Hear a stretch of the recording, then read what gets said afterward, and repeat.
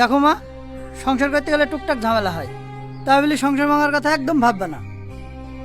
আর তাছাড়া আমি তো শুনেছি তোমরা প্রেম ভালোবাসা করে বিয়ে করেছো। তাহলে তো অশান্তি আসছে কোথা থেকে?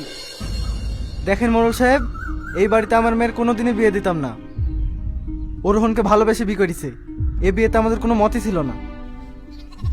দেখেন ভাই, সংসারে টুকিটাকি ঝামেলা হয়, তাই বলে এত রাগ করলে হবে না। এই রোহন, আর ঝামেলা টামেলা করিস না জানো। আর আপনারা একটু দেখেন, আমরা আসছি।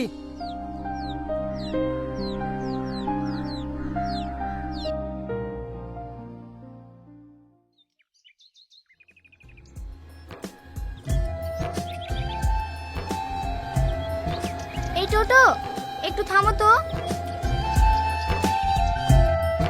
কি রে রোহন, এখানে বসে কি করছিস? পল্লবী, তুই ভালো আছিস? হ্যাঁ ভালো আছি। তোদের বাড়িতে সেই কবে এসেছিলাম, আমার মনেই পড়ে না। আর তোর বিয়েতেও আসতে পারিনি, তাই কলকাতা থেকে ছুটি নিয়ে চলে আসলাম তোর বউকে দেখতে। আর বউ?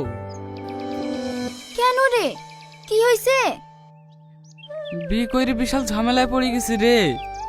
খালা তো বলছিল সাথে তোকে ভীষণ ভালোবাসে। ভালোবাসে না ছাই। না রে, ও সত্যিই তোকে ভীষণ ভালোবাসে। তা আমি আজকেই তোকে প্রমাণ করে দেবো। কিভাবে? চ, যেতে যেতে সব বলছি।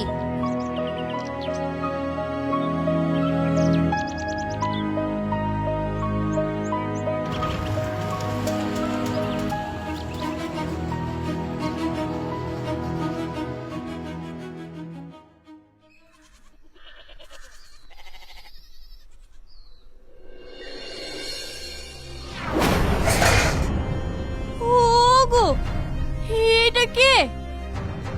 কেন, দেখতে পাচ্ছ না নাকি আমার বউ? বউ?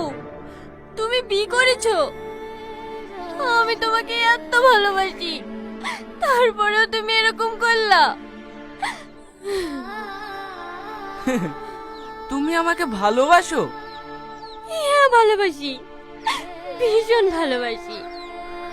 যদি ভালোই না বাসতাম তাহলে তো সেই দিনে চলে যেতাম, যেদিন তোমার সাথে আমার প্রথম ঝামেলা হয়।